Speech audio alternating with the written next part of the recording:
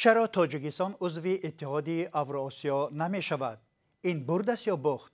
باری چندم است که حکومت تاجیکستان میگوید سود و زیان عضویت در اتحاد اقتصادی اوراسیا را میآموزد و باری آخر این پیام هفته پیش در نشست‌های خبری مقامات تاجیکستان از جمله وزارت خارجه تاجیکستان صدا داد و از سال 2014 تشکیل شدن این سازمان تا حالا با دعوت و تشویق‌های روسیه کشورهای مثل بلاروسیه، قزاقستان، ارمنستان و قرقیزستان اعضای آن شدند. اما تاجیکستان فعلا نقشه پیوستن به اتحاد اقتصادی اوراسیا را ندارد. چرا؟ همین موضوع را به برنامه نوبتی گپی آزاد کشیدیم و مهمانان ما اقتصادشناسان تاجیک مسعود صابروف و ایوب ایگاموف هستند. خوش آمدید به برنامه ما. تشکر. خب حالا از سوال نخست شروع میکنیم. چرا تاجیکستان عضو اتحاد اوراسیا نمی شود؟ جناب صابروف، اول از شما میخوایم شروع کنیم. مرحمت، نظرتون چی است؟ پیش از همه سلام علیکم بینندگان عزیز. تاجیکستان چرا عضو اتحاد اوراسیا نمی شود؟ این جواب به این سوال اکنون مقامات وکالتدار هستند، ما هم نمیدونیم، ولی آنی که تاجیکستان عضو این اتحاد می شود یک جریان ناگزیر است، دور یا زود حتما شامل این اتحاد خواهد شد. تشکر. جناب ایوب، شما چی نظر شما چی است؟ ایگاموف، مرحمت. السلام علیکم، تشکر به تکلیفتان.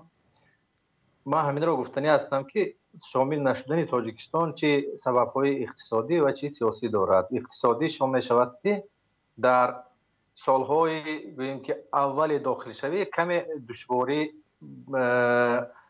به وجود می آید.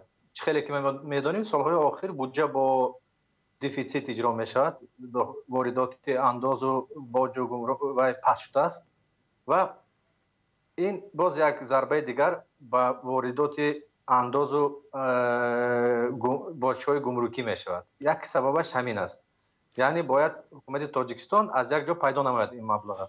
دوم سببش این سودای خیلی قوی با خیتای می باشد. یکی از گوییم که ضدیت این جمهوری چین است. داخل شوی تاجیکستان همسایه برای اینکه در آن حالت واردات محصولات چین به دشواری دچار می شود. شما اشاره کردید که یک انگیزه سیاسی هم دارد. منظورتون چی است؟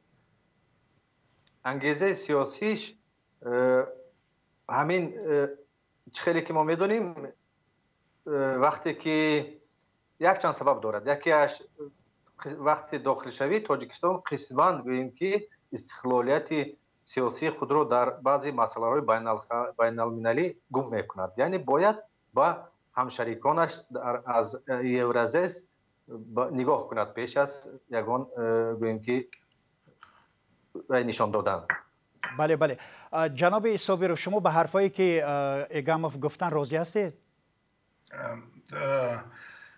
من همین قدر علاوه کردنی هم که 40% اجرای بودجه دولتی از حساب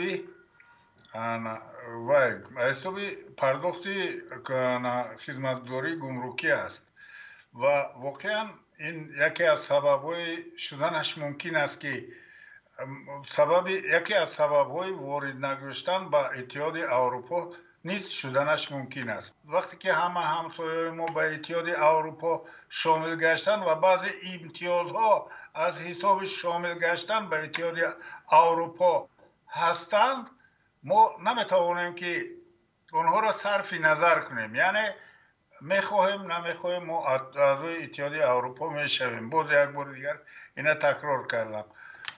ببینید منظورتون چی است؟ مثلا کدوم پهلوهای حرفای ایگاموف سبب‌ها یا زمین‌های واقعی دارد؟ مثلا در عین زمان من همان قسم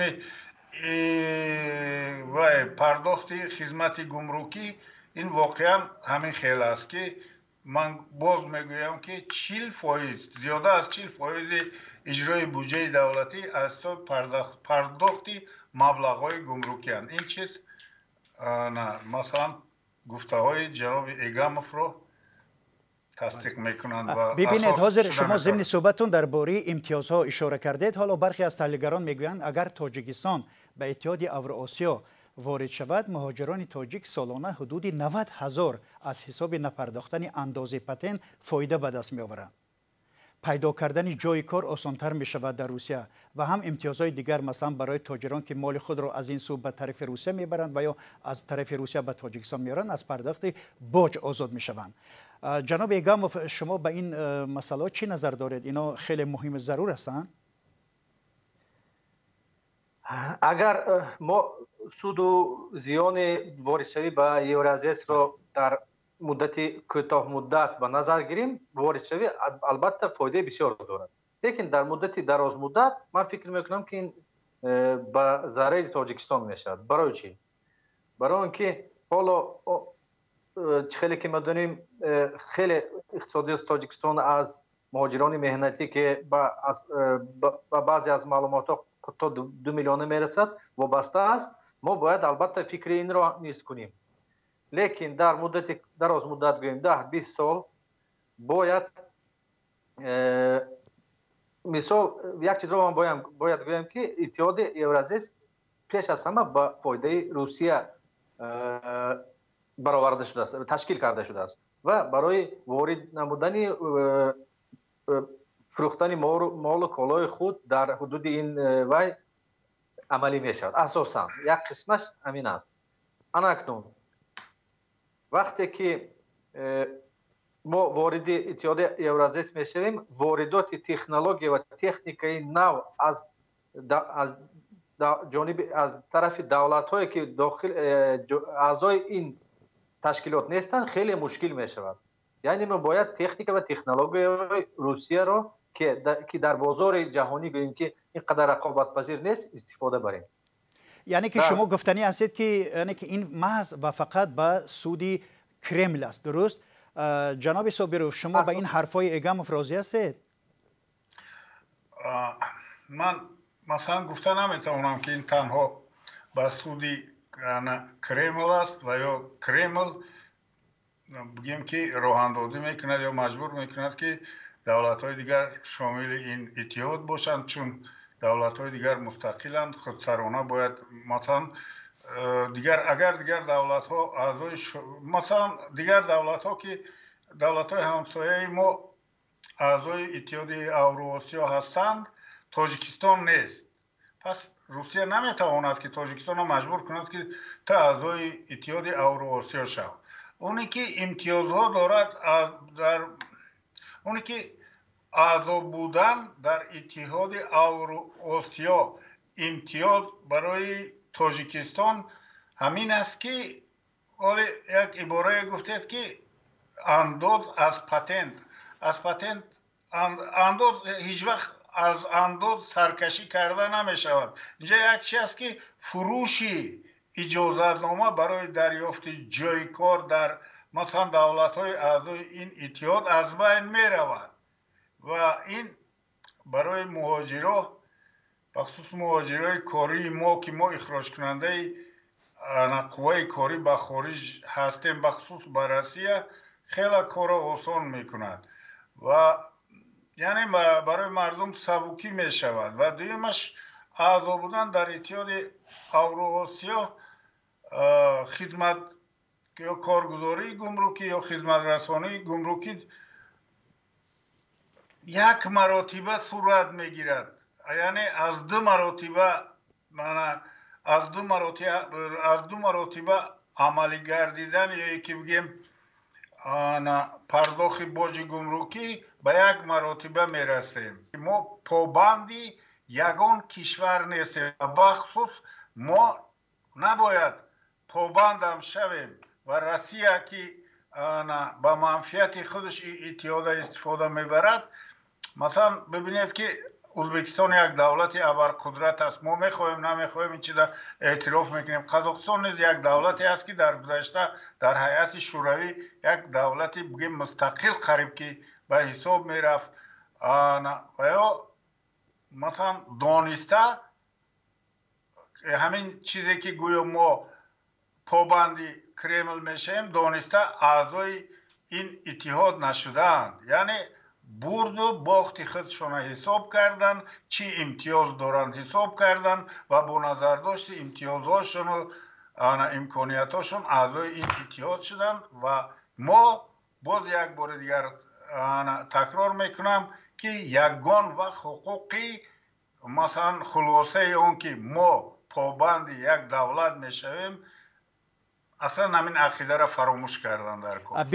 ببینید در حالی که شما از نام ازبکستان که ناظر همین سازمان است، قرقیزستان که شامل همین سازمان، قزاقستان شامل همین سازمان هستند که اشاره کردید، در نشست اخرین وزارت خارجه تاجیکستان مخصوص ذکر کرده شد در رابطه با همین سوال رادیو آزادی و من همین را برایتون به طور مشخص میگم که جناب وزیر خارجه تاجیکستان گفت که در مسئله شامل شوی به اوراسیا موقع ما دیگر نشده است. گروه بین اداروی عاید آموختن همه جنبه های این مسئله فعالیت دارد. این گروه منبعد نیز تمام جنبه های این مسئله را آموخته به حکومت پیشنهاد میکند. موقع ما دیگر نشده است. جناب ایگام، شما به این موقع حال حاضری که حال روشن نیست چی بها میتید؟ اکنون اینجا یک چیز را باید قید نماییم که همین با حاضر استراتژی رشدی که حکومت تاجیکستان دارد، یعنی یگان وای ندارد استراتژی گوییم که بهتر کردن اقلیم صاحبکاری، دستگیری صاحبکاری، یگان استراتژی نقشه پیشروی اقتصادی ندارد. در این حالت نه داخل شدن به یورازیس نه علاهیده بودن یگان معنای ندارد. یعنی گوییم که داخل شدن به یورازیس سودی زیاد داشته باشد، در گوییم که در مدت کوتاه مدت 10-15 سال اگر فکر آینده کنیم، اگر باید یک برنامه وسیع تشکیل داده شود و تاجیکستان با تمام گوییم که مملکت‌های جهان همکاری کند. لیکن این خیلی خیلی زحمت زیاد را طلب میکند. برای همین یعنی تاجیکستان نه اینو نه وای را دارد. اگر ما حاضر فکر مهاجران را فکر کنیم و سودی داخل شوی در مدت کوتاه 10 سال 15 سال را فکر کنیم، باید شامل شد. لیکن فکر میکنم در آینده تاجیکستان اگر شامل شود بعد 15-20 سال اگر خواهد که دولت پیشرفته باشد، باید باز خارج شود از آن گوییم که تشکیلات. یعنی تشکر. بله خواهش میکنم صابر، شما چیزی گفتنی دارید؟ مرحمت بفرمایید. اصلا من باز یک چیز دیگر هم گفتنی هستم که بسیار ناامید شدن در کار نیست. مثلا من در بین مقامات رسمی و جناب ایگاموف هیچ وقت وظیفه داوری را اجرا کردنی نیستم، ولی گفتنی هستم که ناامیدی ها باید از بین برود و اونی که حکومت تاجیکستان در اندیشه شامل شدن به اتحاد اروپا هست، مثلا خطا نمیکنم. این بار اول مثلا نیست که وزیر اظهارات داده باشد در مورد شامل شدن که ساختارهای عقاید به این کار مشغولن. قبلا هم این مسئله یک چند مراتبه شد بررسی میگردد و در مسئله خلاصه ایگاموف نسبت به حکومت مثلا قاضی بودن نمیتوانم قاضی باشم. این خلاصه شخصی هر نفر است. تشکر. و حالا پیش از ثبت این برنامه همکارانم در خیابان‌های دوشنبه با مردم هم صحبت شدند و از آنها پرسیدند که طرفدار پیوستن تاجیکستان به سازمان اتحاد اقتصادی اوراسیا هستند یا نه. حالا این صحبت سری راهی را می‌بینیم با هم و بعد صحبتمون رو ادامه میدیم. خواهش میکنم. مبلغ یک میشود، پول چقدر در اتحاد شوروی چقدر بود، مبلغ یک بود، پاسپورت یک بود، همه رنگی دوست و برادر بودن. بعد رفت آمد همجور مهاجرات در خلق مردم تاجیک ده آسان میشه برای کار کردن، برای معاش خوب گرفتن. موقعی که حاضر هستن مهاجر میروه، همچون میگرانت های گفته مثال 70% مبلغ میتن. اگر سایز چیده بدرویه هم رنگی مردمی خودش برین 100% اولیگ میگیره. برای که میریم کار میکنیم با کودکان مسائل بیاد قانون میشه که بهمون رفته کار کرده. آخه که اونجا با کار دیگه خیلی که خیلی свободно میگردیده و اگر با تماش بدویه خیلی شروع свободно میگردیده است.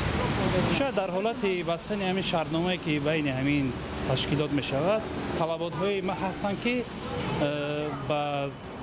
شاید که به منفعت ما نباشد. این حالت هم وجود دارد. هر کسی برای مردمی کار میکنن در خارج کار میکنن برای او مقصد چیز کنن دیگه نالوگ نمیتن 5000 هر ماه نمیدن. فقط باید روزگارشون خوب بشه بیشتر سمروی میکنن اویلداشون زندگی میکنن خوبتر. سرحد دولت ها کشاده میشه معاملات پولی آسانتر میشه таможенный взнос арзонтар мешавад, продуктҳо арзон мешаванд. Як 5 литр равған 100 сомон шудагӣ. А вақте ки таможенный союз шавад, ҳама арзон мешавад. И картошка, и масло. Вообще-то в Таджикистане продукты дороже, чем в Германии. В Германии килограмм курицы стоит 1 евро, это 13 сомони, а здесь 30-25 сомони стоит. Главное, чтобы халк ягон чихра. Халк гушна на данный момент, да, с этим нужно что-то делать. خب این صحبت سریراهی همکاران ما با ساکنان با چند از ساکنان بودن که با هم دیدیم.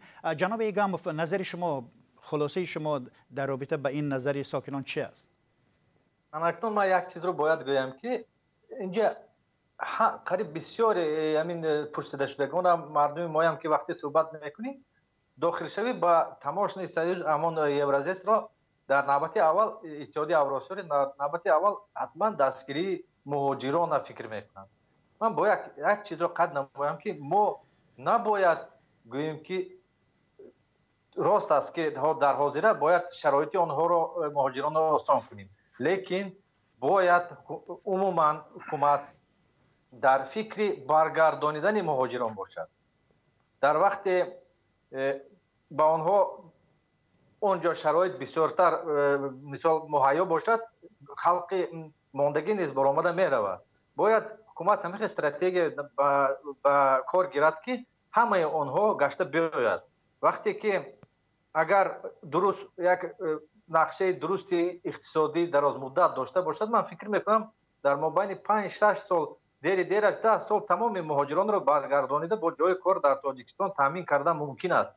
این ممکن است در حالی که اگر اقلیم خوب صاحبکاری، آزادی بیزنس، گوییم که آزادی سودها و خصوصا آزادی واو و دموکراتیا براه مانده شود. جناب صابرو، شما چه نظر دارید در رابطه هم با صحبت سرراهی همکارای ما با ساکنان و هم با این نکته‌ای که جناب ایگاموف گفتن، یعنی تاجیکستان باید برعکس مهاجران را از روسیه به تاجیکستان برگرداند؟ این وظیفه دولت است مهاجرانش را، مردمش را از خارج برگرداندن، مثلا راه ندادن به هر گونه کار و به صاحب گشتن در کوچه های نه تنها روسیه در خارج. این وظیفه دولت است که باید پیشگیری کند و محض به همین خاطر برنامه های خوبی حکومتی هم قبول شده است.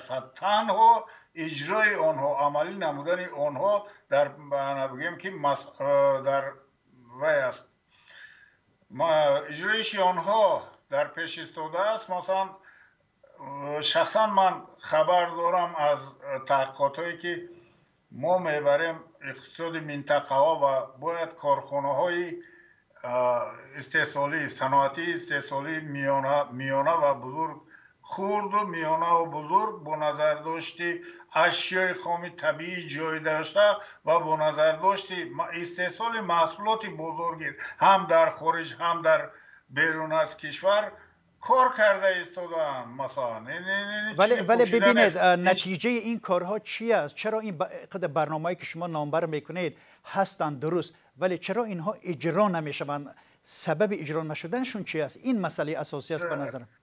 سبب من آزادانه این چیزا میگویم، سبب اجرا نشدن بسیار برنامه ها همین است که ما همون امکانیت ها را نداریم که شرایط برای نه همه امکانیت ها را داریم که شرایط برای برای بهتر گرداندن وضع اقتصادی بخصوص در مورد استحصالات تامین نماییم. ولی باز یک بار دیگر گپ میزنم، دلخنک شدن در کار نیست و نوبسته از اون که حکومت، من مثلا طرفداری از کسی رو از یگان ساختار نمیکنم. ناامید شدن از رشد یافتن اقتصاد کشور، این بسیار راست بگم کار خوبم نیست، اصلا خلاصه خوب نیست. فرض کردیم که ما اعضای اتحاد اوراسیا شویم، خدمت رسانی گمرکی پایان بشد. طبیعی است که محصولات وارد شونده در بازار نیست ارزشش پایان میرود. چخیلی که همون راهگذرها یا که بگیم که شهروندان را در نظر پرسیدید و گفتم کاملا خلاصه درست کرده پایان میشد، بازارهای نو تأسیس میابند و طبیعی است که این با وضع اجتماعی مردم نیز تأثیر مثبت میرساند.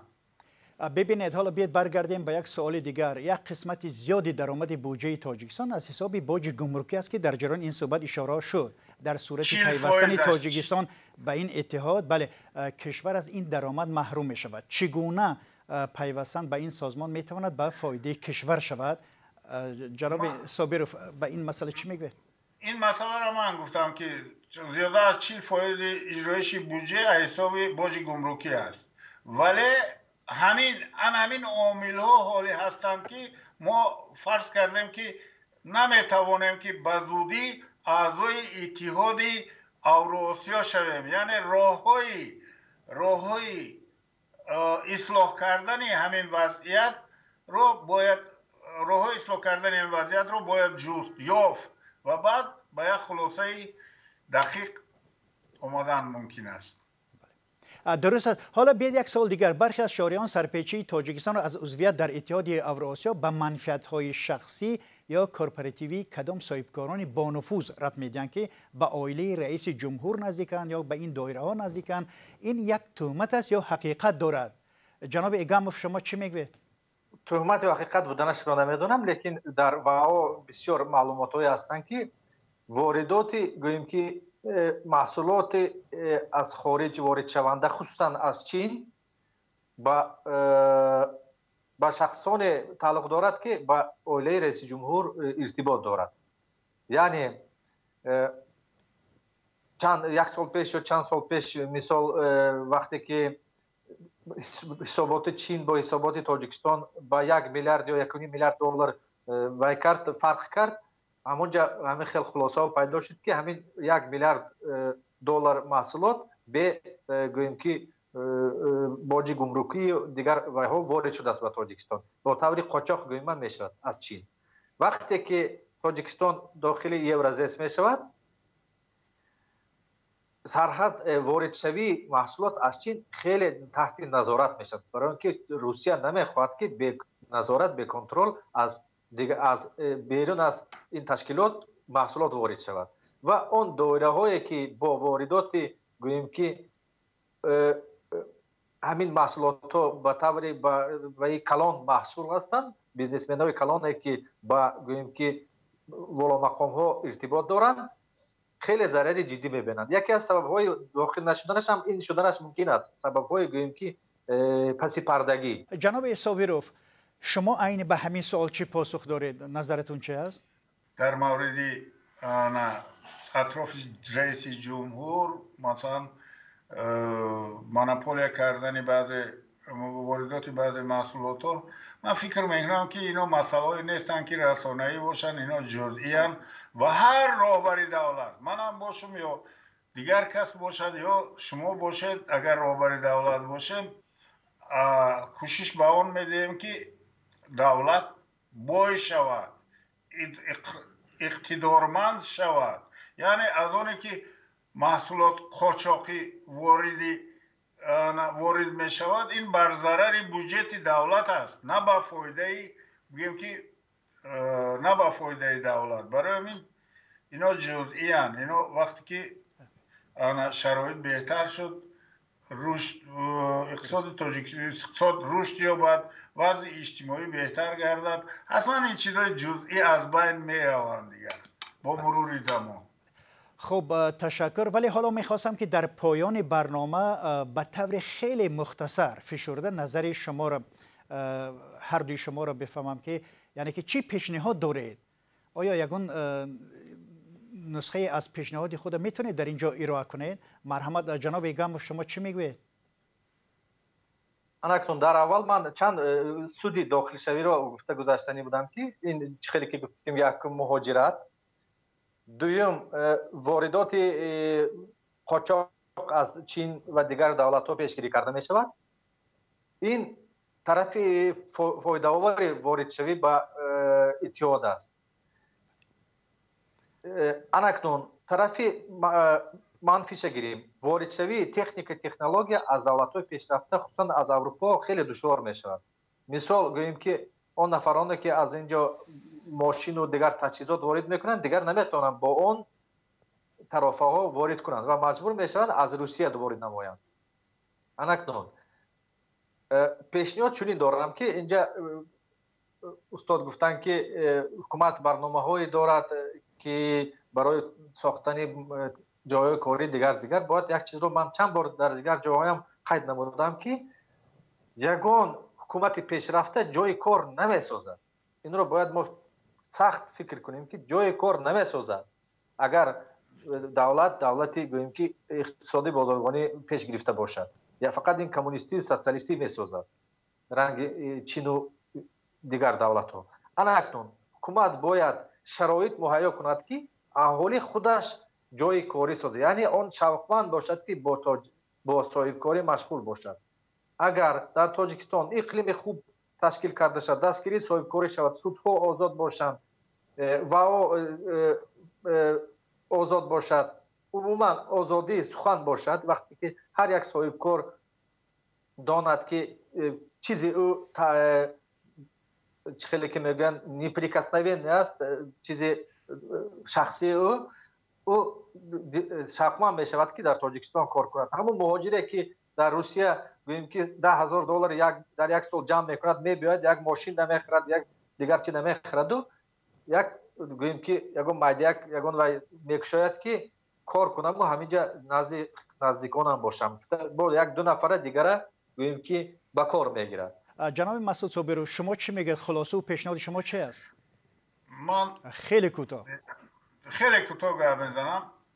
از اون که همین مردم ما در مهاجرت مهنتی در خارج، بخصوص در روسیه، خرسند نیستن، خوشبخت هم نیستن. راستی یک سرزمینی که برای زندگی مردم ما خاص نیست. روسیه 8 ماه زمستان است. فکر میکنید اینا از خرسندی رفتن؟ نه، از مجبوری رفتن. یگانه راهی که ما امروز باید از بحران سیاسی از بحران اقتصادی برایم، این تأسیس تجارت است، تأسیس کارخانه‌های استحصالی است، بخصوص استحصالات وطنی را براه مانیم، بازار پیدا کنیم. در خارج هم بعد زودی که بازار پیدا نکنیم، در داخل ما همین محصولات را بازار پیدا کنیم، پول در گردش باشد و وضع اجتماعی مردم بهتر شود. تشکر زیاد. ولی در همین ضمن میخوام که با یک کلمه خیلی کوتاه به یک سوالی من پاسخ دید که وقتی که جریان صحبت ما درباره این است که تاجیکستان آیا به سازمان اقتصادی اوراسیا میپیوندد یا نه، شما طرفدار هستید یا نه؟ جناب ایگاموف خیلی کوتاه، شما طرفدار هستید یا نه؟ بله یا نه؟ اگر فکر کوتاه مدت یعنی 5-10 سال رو فکر کنیم باید داخل شود. جناب مسعود صابروف شما چه میگویید؟ من در همین عقیده داخل شوی وارد شوی تاجیکستان به اتحاد اوراسیا هستم و از این عقیده‌ام رو همیشه دستگیری میکنم. تشکر بینندگان عزیز. این برنامه گپی آزاد بود و در همین جا به پایان میرسد. صحبتی داشتیم درباره سود و زیان احتمال پیوستن تاجیکستان به اتحاد اقتصادی اوراسیا. مهمانان ما اقتصادشناسان تاجیک مسعود صابروف از دوشنبه و ایوب ایگاموف از اروپا صحبت می‌کردند. تشکر به هر دوی شما و من میرزا نبی خالقزاد بودم که این برنامه را پیش می‌بردم. خدا حافظ.